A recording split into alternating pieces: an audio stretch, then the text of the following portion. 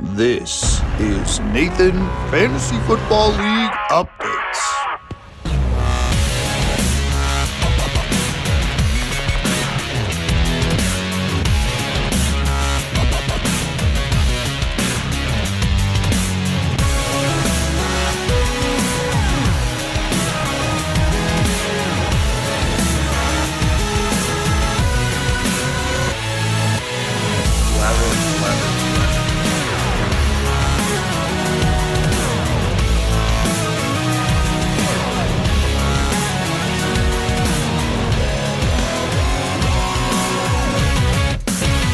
Nathan, Fantasy Football League Updates. Welcome back, baby. The postseason is in full swing, and boy, has it lived up to the hype, and we're only through Wildcard weekend. We had some great 4 sets of matchups, and let's just say, I was a perfect 4 for 4. Get yourself a little Wendy's 4 for 4 meal, because I was spot on with my postseason predictions. If you don't remember them, well, we're going to jump right into them because it was an exciting weekend. We had a little bit of upsets. We had a little bit of tight matchups, and we had some blowouts. But overall, we had some awesome, exciting week with some high-scoring fantasy outputs. So let's jump right into this one. We'll start first in the consolation bracket. We call this one the losers bracket. We'll talk about that, the consolation, a little later. So for the losers bracket, first round really doesn't mean much. Just kind of determines who you're going to play in the second round. And that second round becomes a lot more crucial this week, but we'll start first with round 1. We'll start with our number 9 team, the Guantanamo Bay Flying Squirrels. They took on the number 10 seeded Linden the Crow, who won their final 2 games of the regular season, and the Guantanamo Bay Flying Squirrels won 3 out of their last 4. So both teams came in pretty on fire, but one had to win. And it was the Guantanamo Bay Flying Squirrels taking care of business, 131 to 112. Linden the Crow kind of regressed back to that rough scoring output. For them, they did get 16 from Aaron Rodgers. They did also start Phillip Rivers in his first start back. Old man Rivers at 44. He only got 6, not great. Ashton Genty continues to disappoint. That was the first pick overall for Linden the Crow in the second round. Only 8 for him.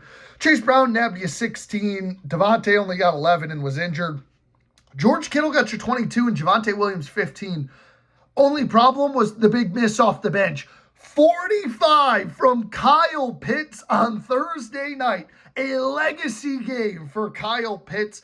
Every fantasy manager who said he is absolutely amazing coming in, getting drafted, and then has let them down, finally, who have continued to draft him, are living the benefits.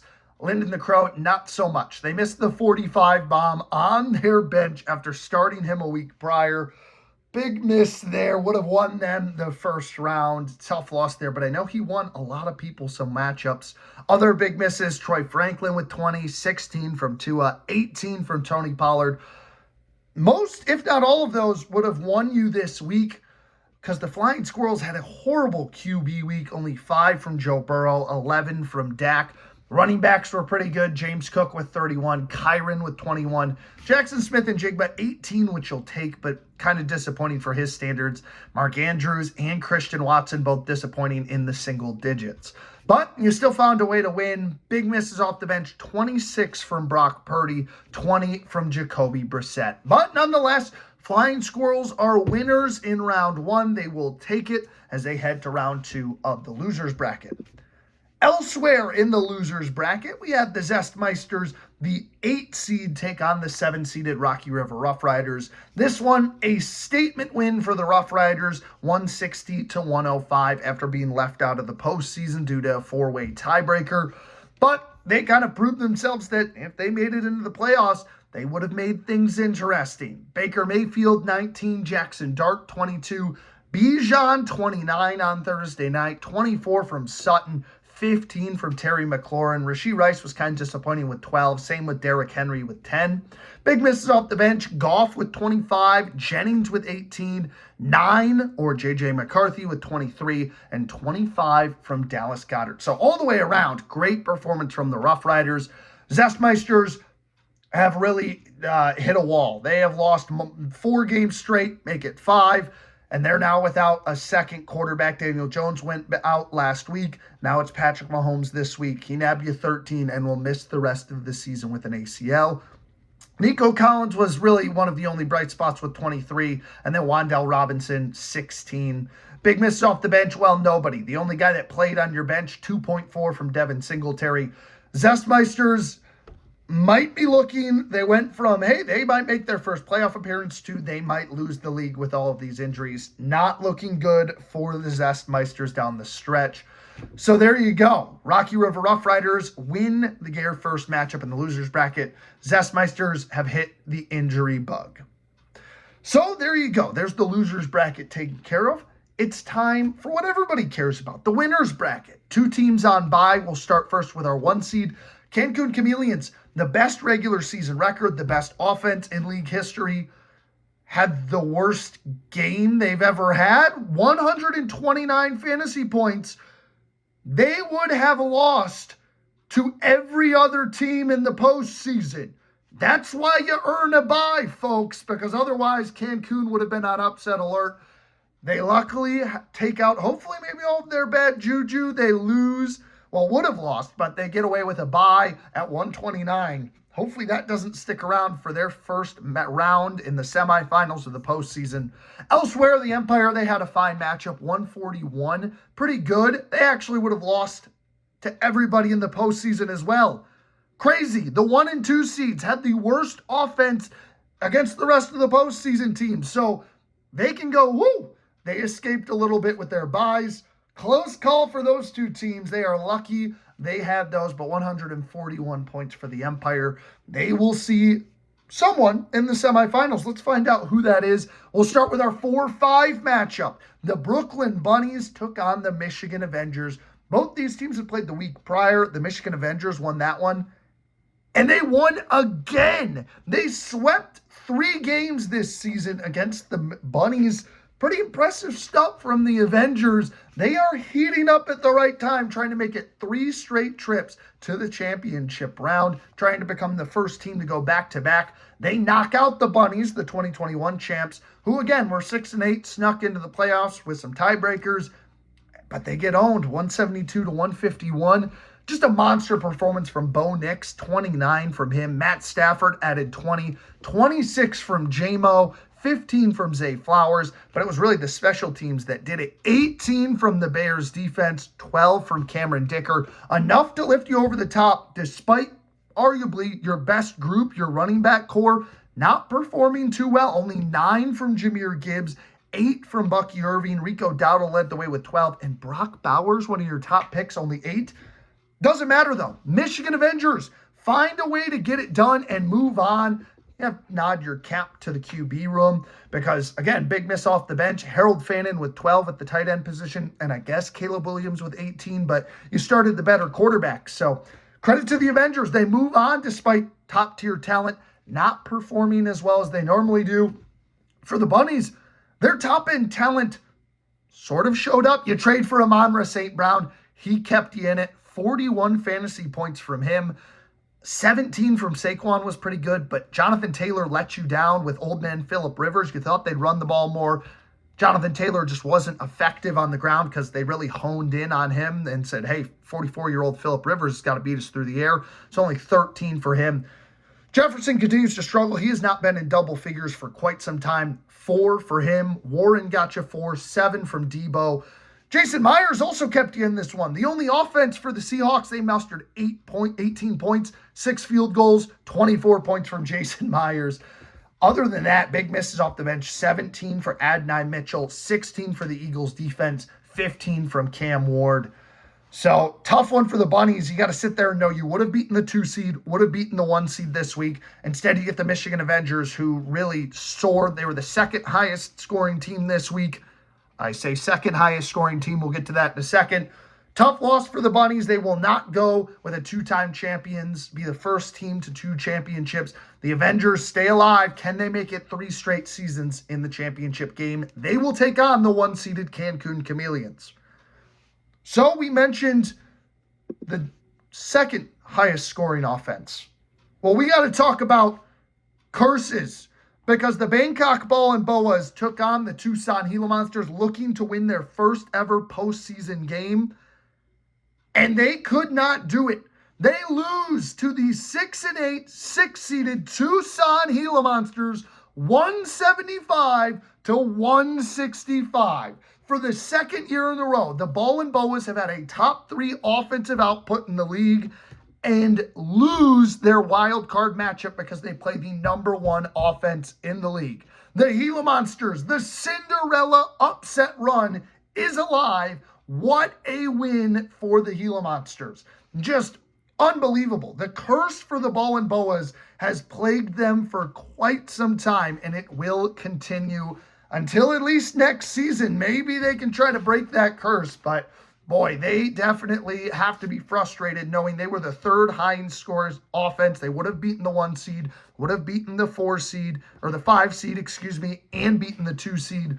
Pretty frustrating stuff. They got a great performance from Trey McBride, who chipped in 37, and Travion Henderson chipped in 30.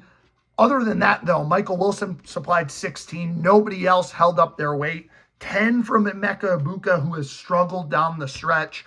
11 from Sam Darnold. 14 from Lamar Jackson. 4 from Judkins. Big misses off the bench, which, again, all would have made a difference. Brian Thomas Jr. would have won you this one with 17. CJ Stroud would have won this one for you with 23. DeAndre Swift, 22, would have won it for you. Frustrating starts and benches there for the Bangkok Ball and Boas cost them a possible first ever playoff victory.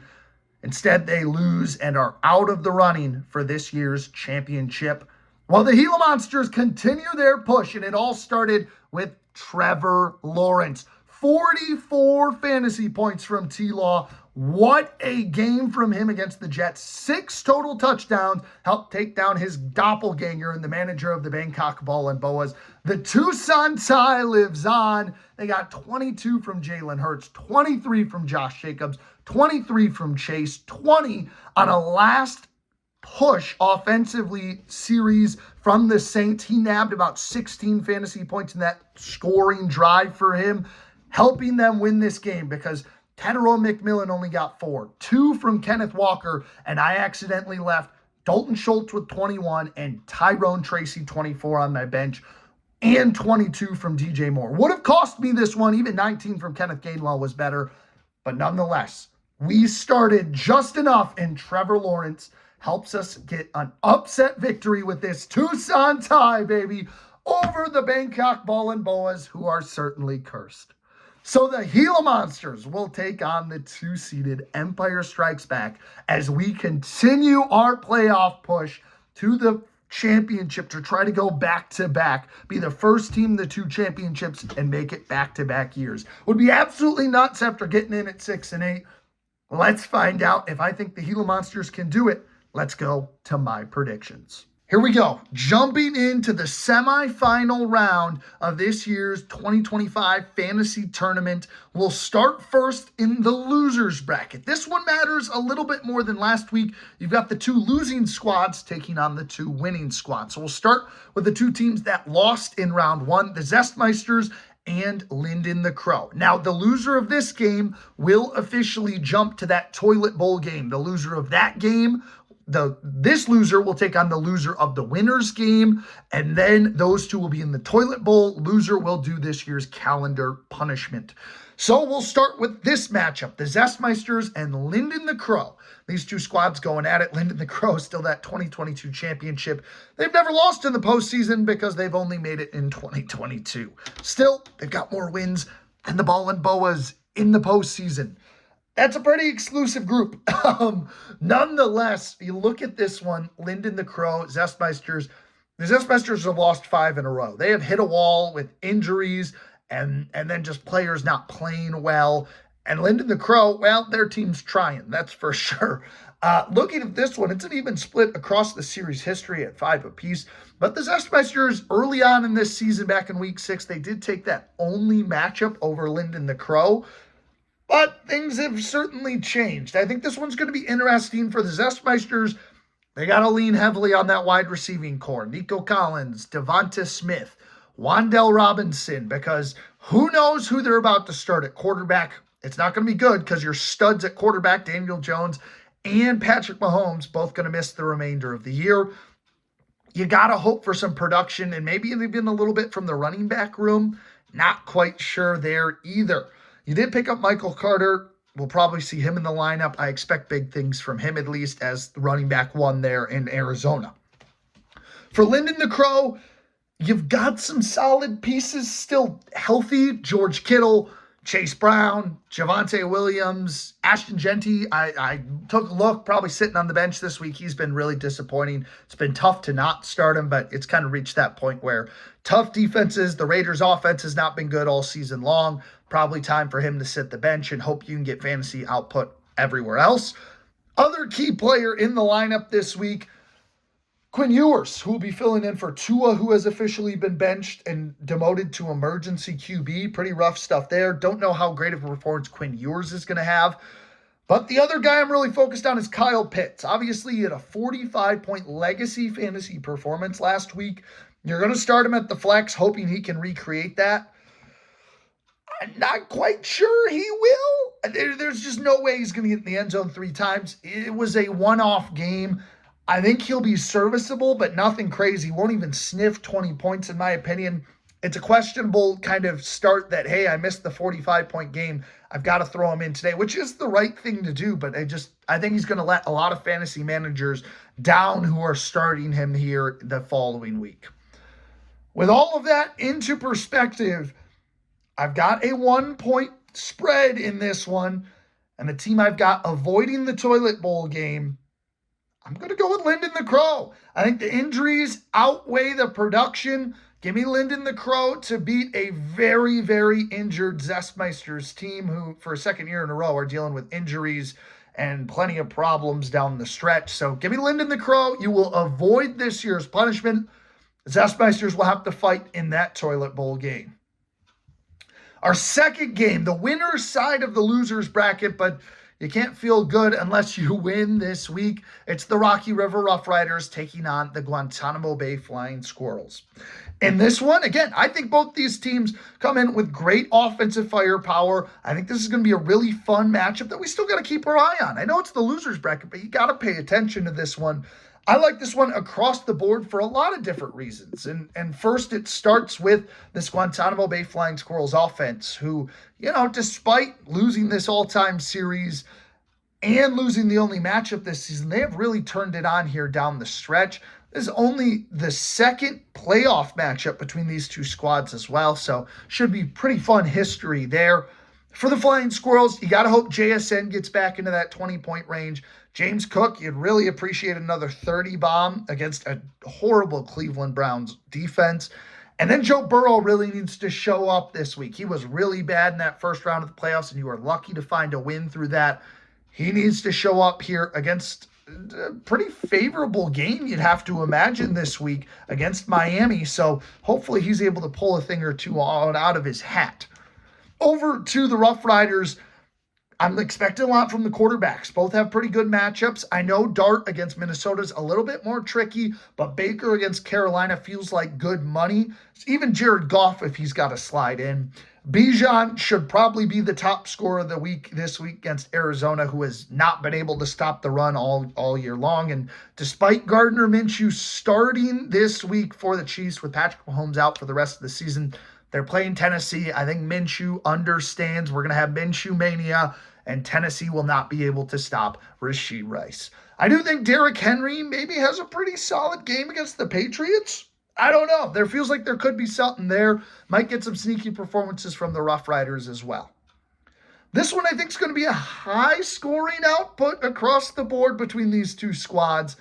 I've got officially a 6-point spread, and the team avoiding the toilet bowl, the Rocky River Rough Riders. I think they've just got a little bit more offensive consistency and firepower this week with some quality matchups with the Cardinals, the Titans, some good stuff working for them there. A little bit tougher matchups on the Flying Squirrels side. So in that spread, I've got the Rough Riders avoiding the toilet bowl and the Flying Squirrels taking on the Zestmeisters in that toilet bowl finale. So we slide over to our consolation ladder, the two teams that lost in wildcard round. The Bangkok Ball and Boas, the cursed playoff team, taking on the 2021 champs in the Brooklyn Bunnies. Fun series history, 5-4 all time, but this is actually surprisingly, with how good these two teams have been in making the postseason, their first ever playoff matchup. I know it doesn't come in actual playoffs, it comes in a consolation ladder. Still going to be a really fun game. I think they've got a ton of offensive potential on both sides. We'll start first with that 5-seeded Brooklyn Bunnies, who, again, it's going to be very similar. They've got to have these former first-round picks this year show up. They've got 3 of them on their roster, arguably should be 4 with JT, who, again, plays a tough defense in the 49ers. Again, they're injured, and you know Phillip Rivers isn't going to throw the ball 50 times a game. They've got to rely on the run, and he's going to have to break some loose, get into the end zone a couple times for you to have some success. He is the leader offensively for the Bunnies. He needs to have a massive performance. Justin Jefferson, man, you need to at least see double digits. I don't understand how the Vikings win games without throwing this man the ball. He needs at least 20 targets a game. I don't know what him and J.J. McCarthy are beefing about, but they need to figure it out and fast, because, man, it's going to be a rough couple of years, and I wouldn't be surprised if Jefferson requests a trade because he doesn't throw him the football.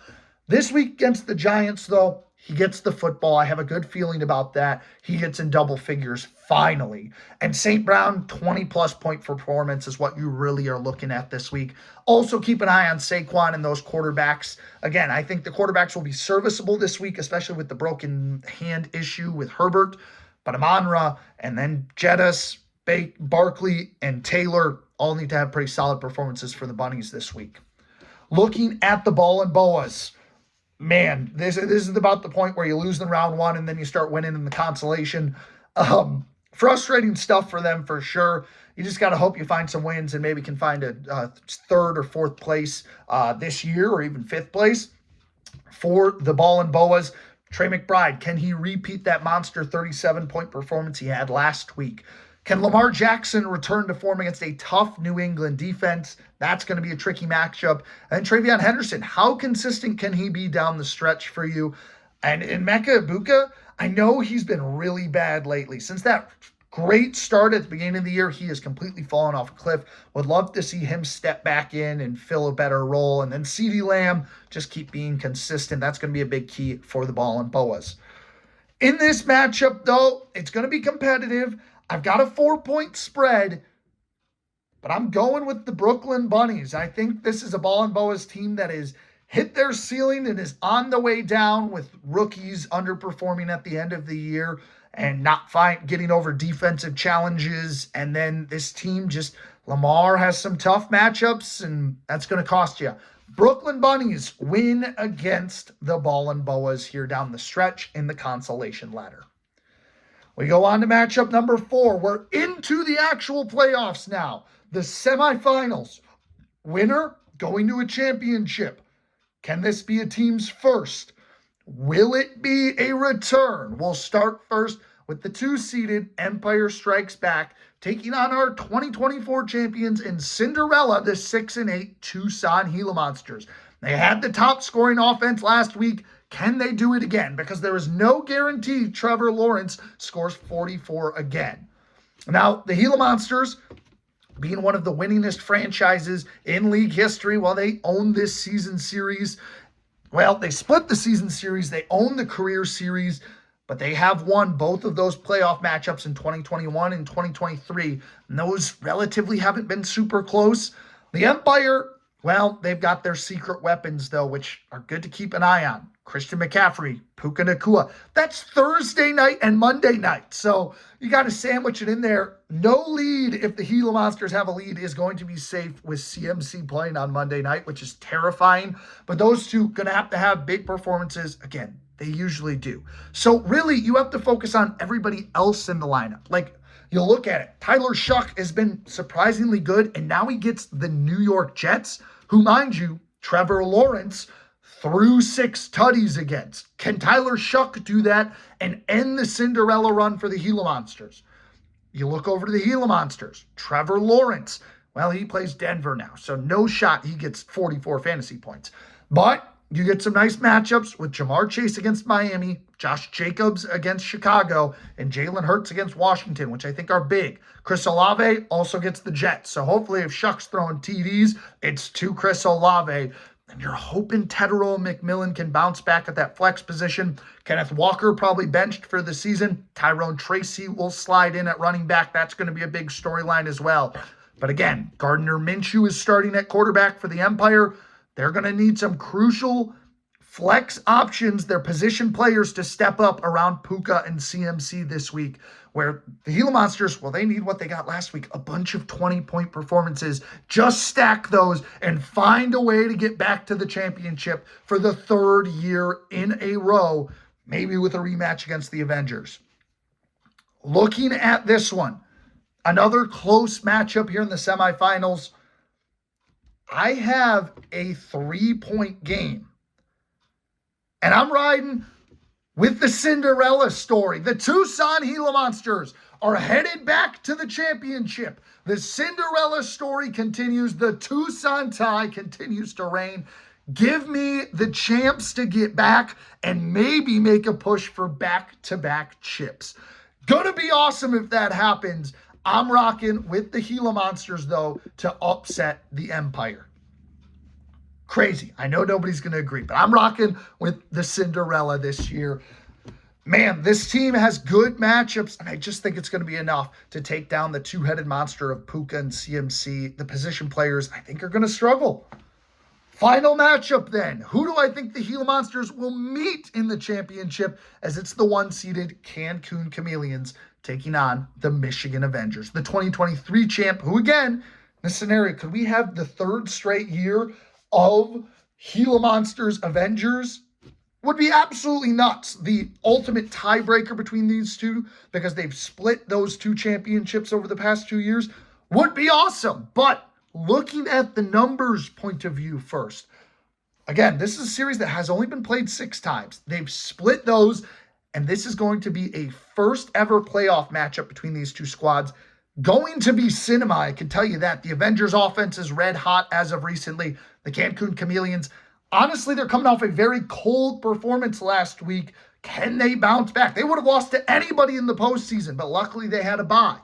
So looking at this one, at the numbers, again, Cancun Chameleons won the earlier matchup this season, the second largest blowout in league history. They won that one about 206 to 107. Impressive stuff from the Chameleons. But again, how do you ride this? The hot hand of the Avengers, who have been in this situation before and made the postseason run, or the Chameleons, who you're the favorite. You've got the target on your back. Can your offense live up to the hype? For the Avengers, I look at them and I go, the running backs have to show up this week. Gibbs has to be great. Irving has to be great. Dowdle has to be great, and the quarterbacks have to show up in Nix and Stafford, and you need some help from Brock Bowers. You need all hands on deck against this Cancun Chameleons offense. It's going to be a high-scoring game if the Avengers want to win this one. For the Chameleons, you got to find that secret sauce again. Disappointing all the way across the board from the offense. Josh Allen, though, pretty favorable matchup against Cleveland. Drake May has been great against any defense he's been put up against. He gets Baltimore this week. He'll probably be great. Achane, how does he do with Quinn Ewers throwing him the football? That's going to be a big question. Amarian Hampton, is he going to be consistent here in the postseason? And can George Pickens and A.J. Brown, Lad McConkey, whoever it is, figure it out in the postseason, or will they continue to be inconsistent? Inconsistencies and quarterback changes down the stretch are going to cost this Cancun Chameleons team if they're not careful against a consistent Avengers offense recently. I love this matchup. This is definitely the matchup of the week. Going to be thrillers, and whoever wins this matchup, you've got to feel pretty good about heading into that championship round. Looking at the numbers, though, I have a legitimate 1-point spread. This is going to be absolute cinema, probably one of the best playoff matchups of all time. I know that game last year between the Avengers and the Bandicoots was great. This one might top this. High-scoring, close-knit game, and in a 1-point spread. I am going to rock with the Cancun Chameleons. I think they had their laps offensively. Last week, they avoided it with a bye. This week, they're going to be a little too much. They've got too much consistency offensively down the board. Cleveland and Josh Allen in the same sentence scares me. Josh Allen might also be one of the top scorers of the week. Would not be surprised if he puts up 6 tutties and 40 fantasy points. Avengers, I just don't think they have enough consistency on that roster to hold tight and win this one. Avengers, back-to-back seasons, ends their head into the championship. They put up a valiant effort. It's just too much to beat the best team in regular season history. Give me the Chameleons, who in my opinion will take on the Gila Monsters in a Week 14 rematch. We'll talk about that one if that happens next week. Again, I was 4 for 4 last week. Why not go 5 for 5 this week? Let's find out. There you guys go. The postseason, my predictions. We've got winning in the losers bracket, the Linden the Crow, the Rough Riders, the Ball and Boas, nope, scratch that, the Bunnies, the Gila Monsters, and the Chameleons. Let's see how I do. Good luck this week, gentlemen, in the semifinals, and we'll see you on championship weekend next week, Wednesday. Until then, have a great fantasy week. Good luck in the postseason, and we'll talk to you real soon here on the Nathan Fantasy Football Network.